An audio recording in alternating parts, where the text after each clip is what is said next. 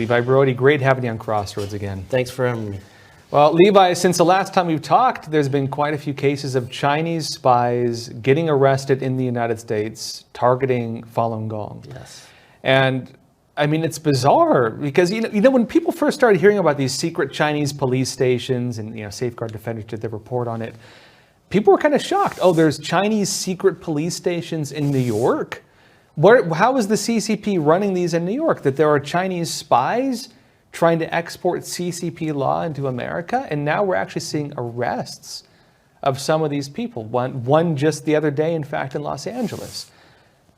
What's going on with this? Here's the scary part, I think. This is just the tip of the iceberg. I remember sitting with a State Department official 6-7 years ago saying they had openly admitting they're way behind the curve on this. They're 10 years behind, 12 years behind. And I think that's really the scary part, is that we've known, if you look at the Chinatowns in the big cities across the United States, we've known for 10, 20 years how much infiltration they have in those communities. And we know that the spies are all over the United States. And so seeing just a handful of arrests, I think, should be shocking for most Americans. But for me, the scary thing is this really is just the tip of the iceberg. Yeah, well, I can say, you know, my audience knows that part of my work going back to 2008, I've been exposing Chinese spy networks in America. And I'd agree with you. This is the tip of the iceberg. This is, I mean, I'm glad it's finally getting exposed, but it's the tip of the iceberg. I want to talk to you first about the case that just came out. In Los Angeles, an individual, again, you know, innocent until proven guilty, but arrested. And this individual, an alleged Chinese spy, was trying to get people elected to official office in the United States. This guy was trying to mess with our politics. What do we know about this case? Well, I mean, if you look at the indictment of this stuff, it's always interesting to go through the indictments because they often will articulate sort of the task activities, what people are actually engaged in.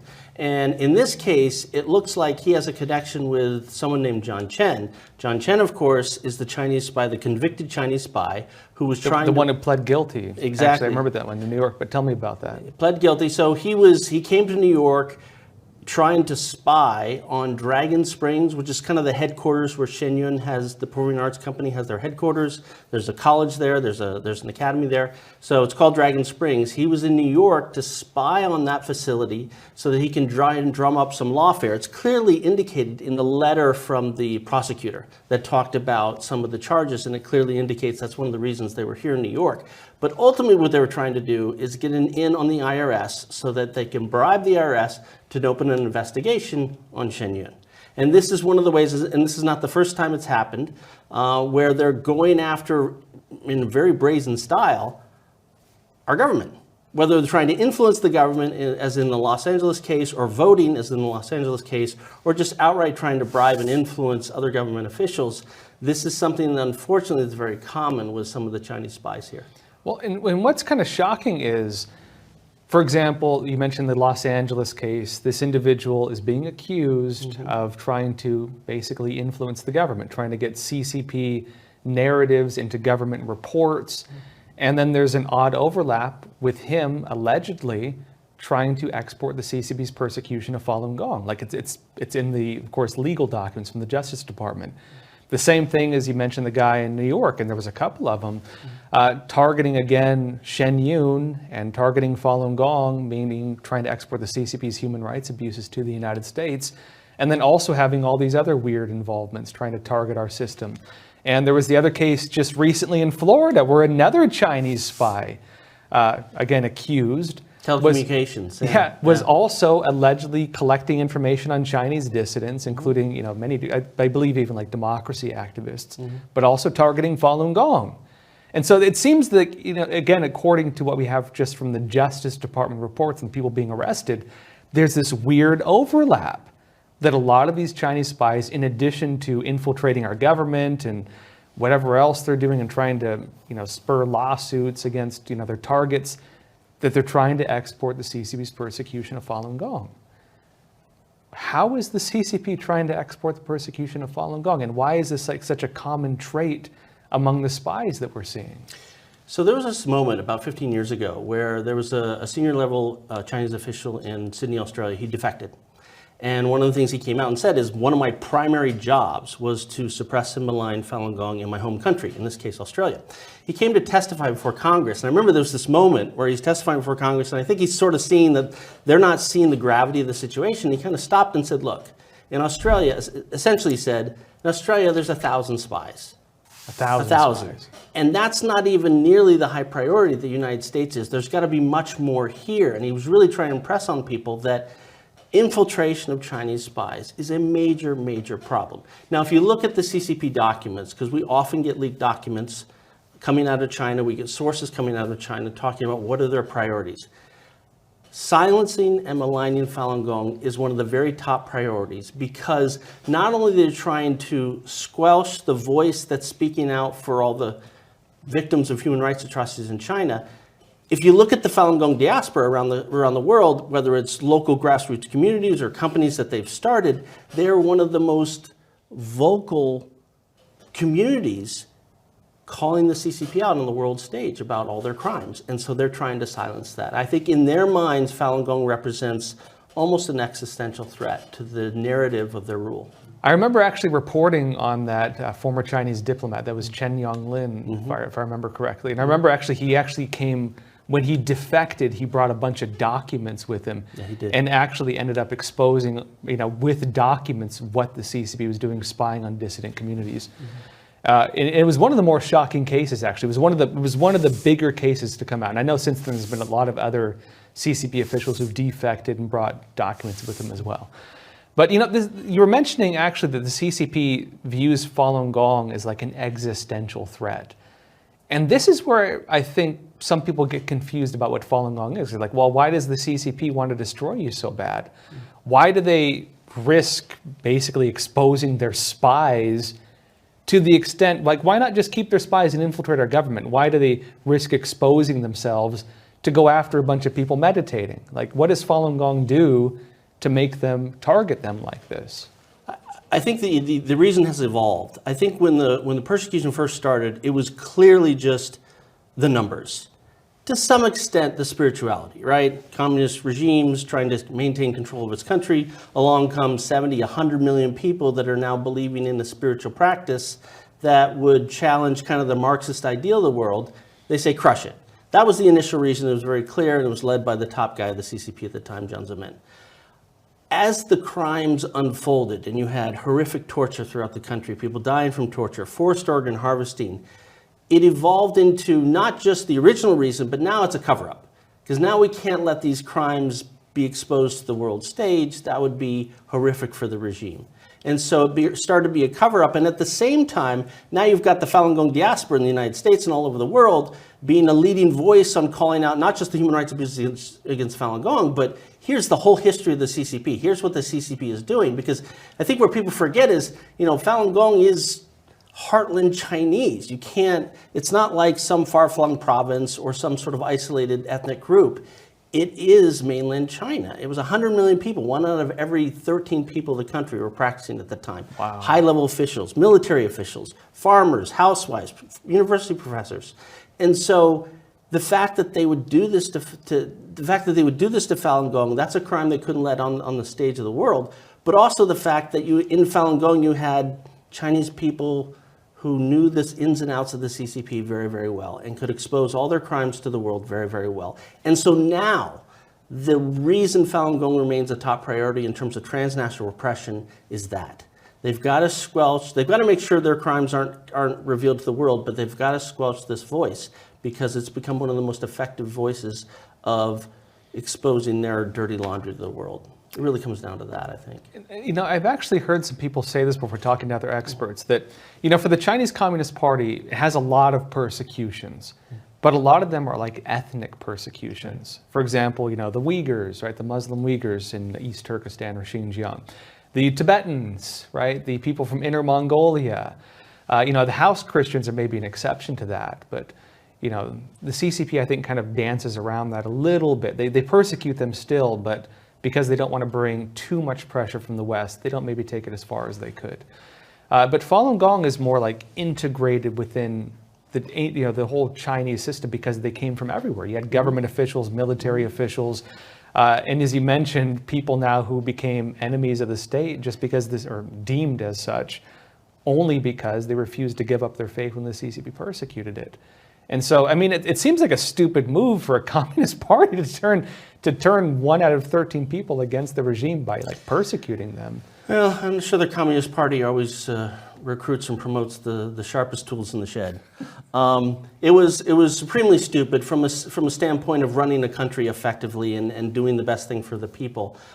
It was a reflection, I think, of the paranoia of one man, Jiang Zemin. I mean, you have to remember back in that Jiang time. Zemin, former CCP leader, right? Former CCP leader, like he was the first leader that didn't go through the revolution, had, to put it plainly, he had no street cred among the leaders. They thought he was this transitional guy that they threw in place in the wake of the Tiananmen Square massacre, and that, you know, a few years he'd be gone. So he's desperately trying to build up the cult of personality that Mao Zedong and other leaders had. And right as he's trying to do that, what's taking the country by storm?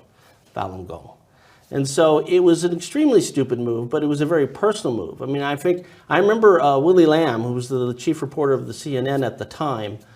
He was actually the first guy that got a Chinese official on record to admit this whole thing against Falun Gong, this is very personal for Jiang. This is Was this during the early days of the persecution? Very early days. That report was really the first one we saw come out that said, you know, because there was all these, you know, geopolitical theories and these kind of things. And he said, no, it's this man. It's this man's jealousy of what Falun Gong is doing. It's this man's uncertainty of his own power. And so this was going to be his cultural revolution. If he could build up Falun Gong as the supreme enemy, public enemy number one, that became the litmus test. If you're with him, you rise in the ranks. If you're against him, you're gone.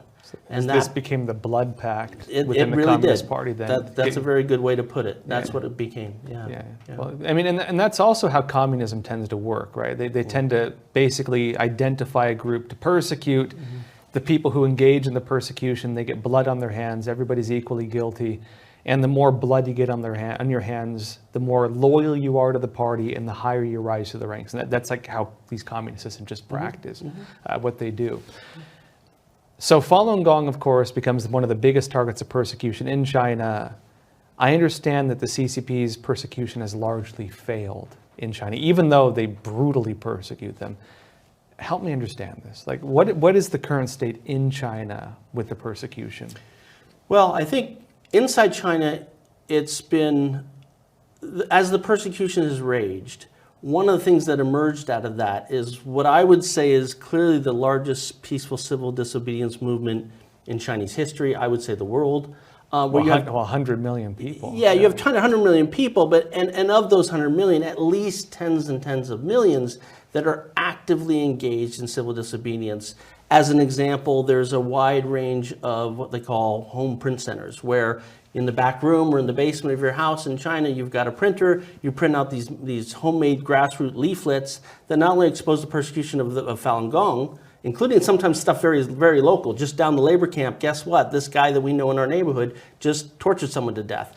Very local news. So they're exposing the CCP officials engaged in the persecution, very much so. Even locally in their communities. Very, very local, but also the broader picture. Because, you know, again, a lot of the Chinese people, they grew up under the state-run media. Do they have any understanding of Tiananmen Square, the Great Leap Forward, the Cultural Revolution? Even though they lived through some of that, all that's very, very, very much been whitewashed. And so, well, and that's a point too, because even outside of China, a lot of people know that in China you can't talk about, for example, the Tiananmen Square massacre.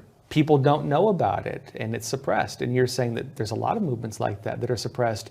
And so when people are exposing the CCP within China, they're telling them all this history that they're not allowed to hear otherwise. Is that what's happening? Exactly. And so what just as an example of this, usually under cover of night, they'll print out, massive amounts of these, and the local community of Falun Gong practitioners, perhaps some of their supporters, would go out and hand it out in their village, their town, their city building, their apartment buildings.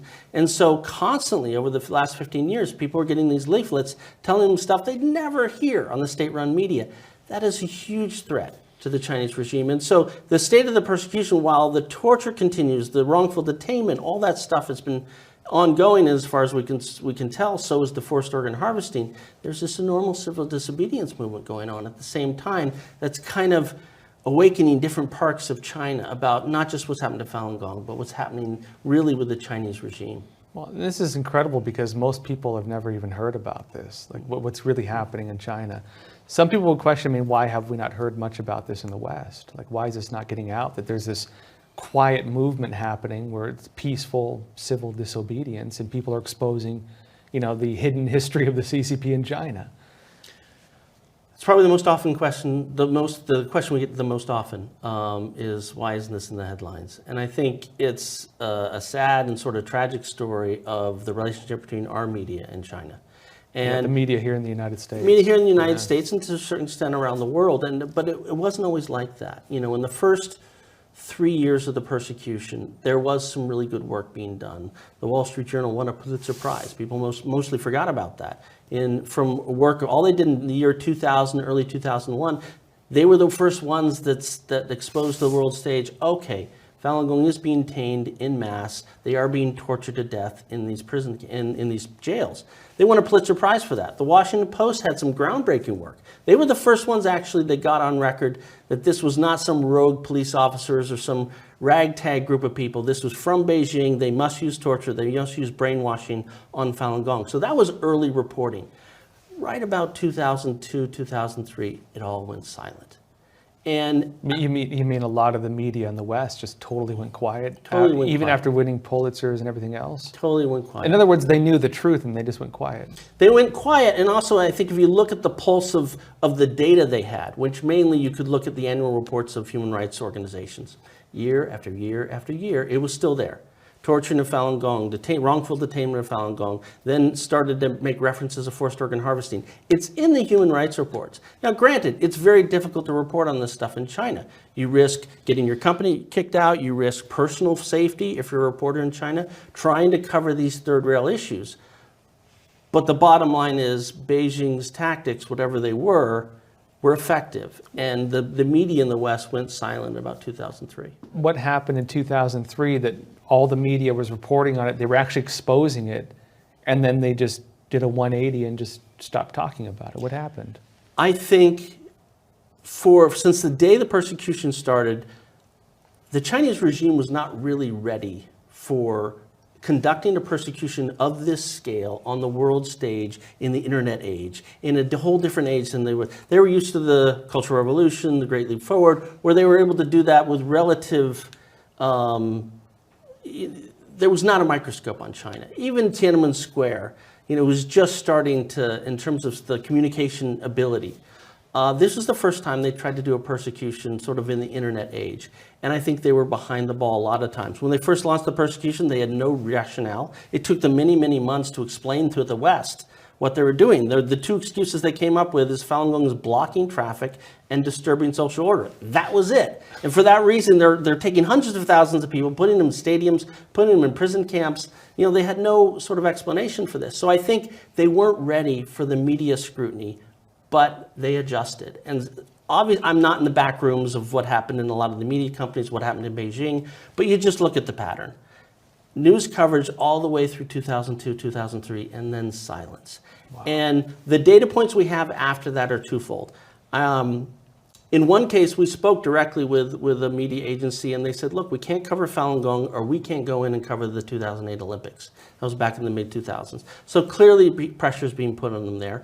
And then we've just seen, since that time, over and over and over again, someone who tries to cover Falun Gong, and then they get shut down, they get canceled. For example, the Washington Post tried to do something about 10, 12 years ago, and they were getting ready to go to press. They did the final email to the Chinese embassy in Washington, D.C., requesting for a comment. Then the whole story was killed. Time magazine was pulled from the shelves all throughout Hong Kong and everywhere when they tried to do a story on Falun Gong. So there has been lots of cancellations of reporters that have tried to cover this story and just haven't been able to. Well, and the shocking thing is now we've seen some of the media flip to the other side. Not only are they not talking about like the live organ harvesting, it's actually when the tribunal happened in the UK. I think a lot of media did cover that, except for like a few of them didn't. In the cover UK, it. Yeah. Mostly, yeah. Which of course, the tribunal proved in basically a trial that the Chinese Communist Party is in fact killing Falun Gong practitioners and harvesting their organs for sale. I mean, it's shocking stuff. You'd think every media in the world would be talking about that, but only a handful did. But since then, it seems a lot of media have gone the other way. They're actually even just now repeating CCP propaganda, trying to seemingly justify the persecution.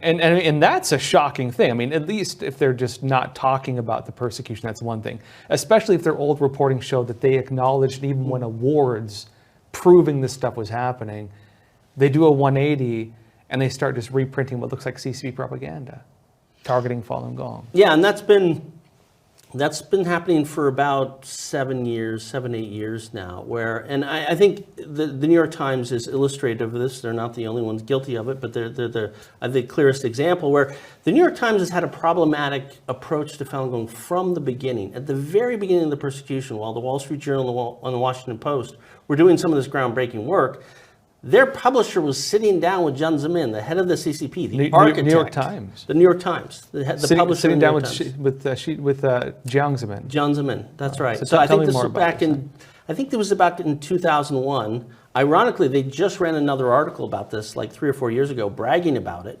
But yeah, so we're back in about 2001. The persecution's raging. Wall Street Journal just won a Pulitzer Prize. Washington Post has done some groundbreaking work.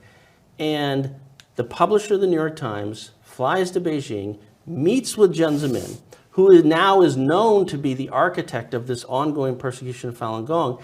And the substance of their meeting, from their own reporting, appears to be just to get a Chinese language version of the website up and running and just get access to China. That was the reason. So this is a very problematic beginning. Now, if you look at the coverage of New York Times of the last 25 years, it's characterized by a few things that are very troubling. At the very beginning, they were one of the few papers that would just repeat CCP talking points, not even quoting them.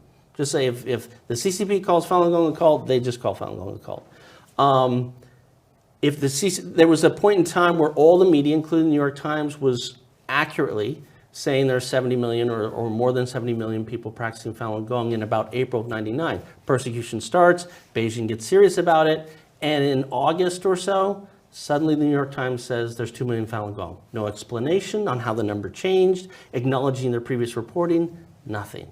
And so for many, many years after that, they just kind of ignored the persecution and repeated CCP talking points. And that's the way it was for 15, 16 years, up until about 2016, 2017, where they turn their focus and now start to report negatively on the Falun Gong diaspora. And that obviously has been escalated in the last 4 months.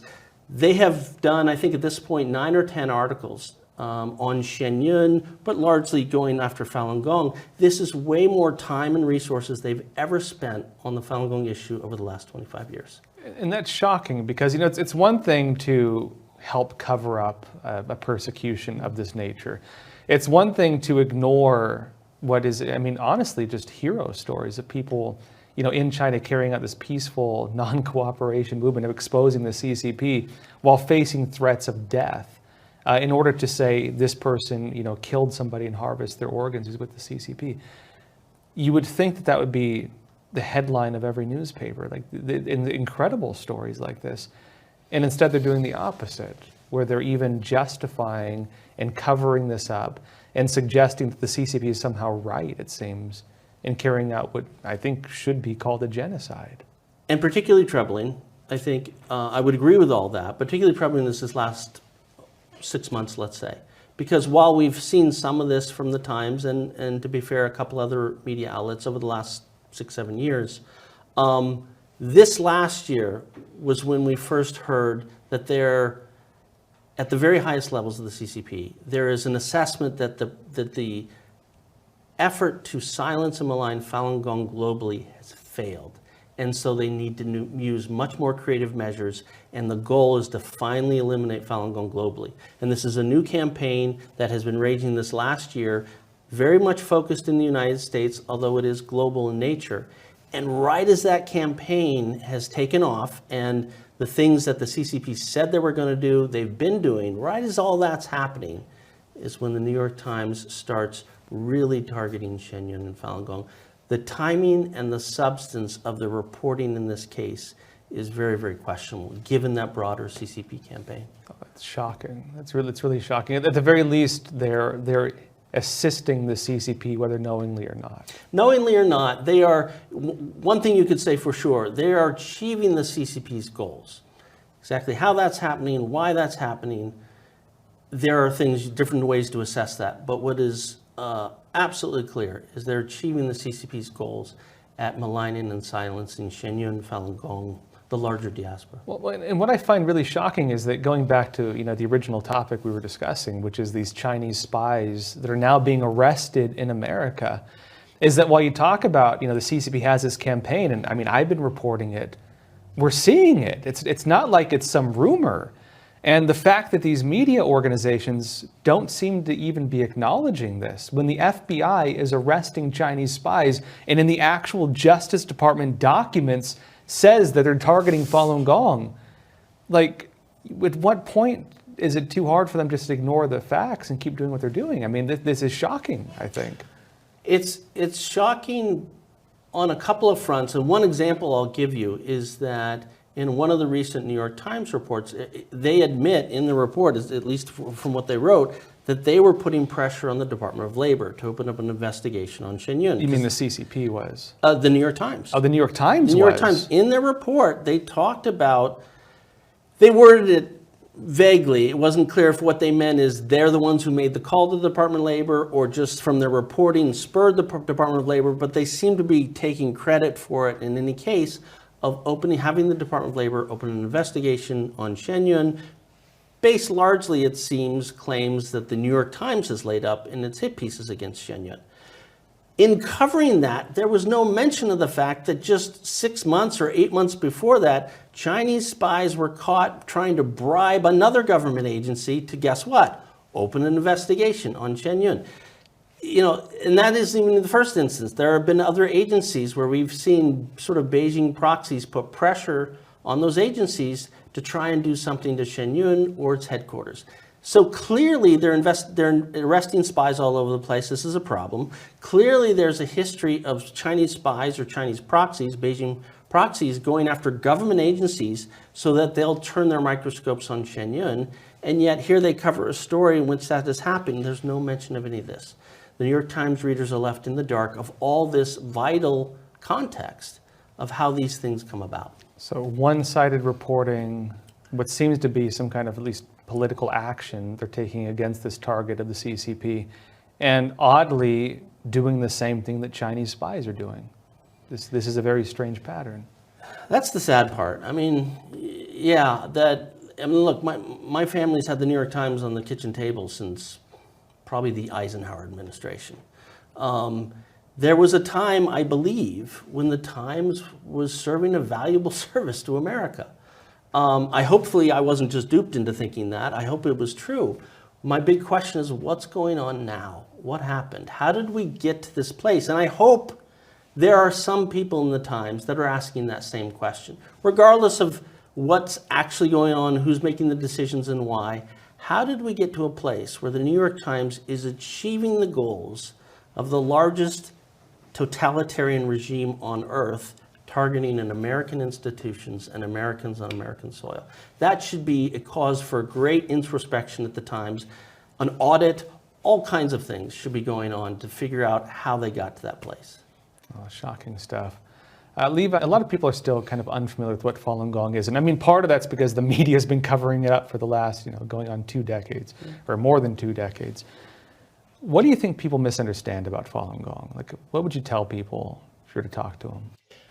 I think the thing that most misunderstand is they think it's something foreign and weird that they're not really used to, and it's actually not true.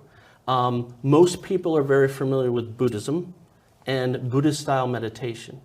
And they don't realize that Falun Gong actually comes from the same tradition. It's in Chinese, actually, it's called a Buddhist practice, a Buddhist-style practice. It is not Buddhism, but it shares a lot of the aesthetics. It shares similar types of ways of practicing. And so I think that's one of the things when people start to learn Falun Gong, because it's a foreign name, and they're like, there's weird stuff in the media, and they get to Falun Gong, and they go, oh, they see someone who sits down and meditates, who talks about compassion, who studies books that tell them to be more truthful, more compassionate, more resilient, and sort of, I guess, what you'd call in the West mindfulness of reading those principles and trying to adopt it in your life. That's what Falun Gong is. And so I think when people start to learn about it, they're like, these concepts, first of all, are very universal in terms of their values, but also the practices are not so foreign. So I think that's the thing that most people miss. It's not some weird Chinese foreign thing. It's actually something we're very, very familiar with. I guess just last question. You know, it does seem that the persecution is getting exposed. Chinese spies are getting arrested. The CCP isn't, honestly, at least in my analysis, the CCP looks like it's going to collapse. And in my personal views, I actually think that when it does collapse, we will probably see the truth of these persecutions come out. What is that going to look like when the world realizes what has been happening in China this entire time?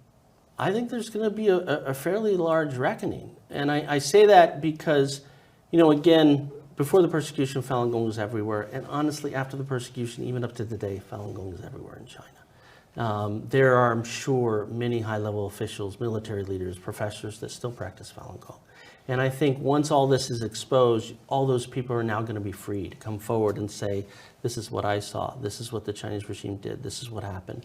And there's going to be a very clear account just because there's so many people who still practice, who witness things day in and day out for the last 25 years. And I think that's all going to come out to the light of day, and people are going to see very clearly when the dust settles what exactly happened. And I think the world's going to be pretty shocked. I think so as well. Hey, Levi, thank you so much. Pleasure. Thanks for having me, Josh.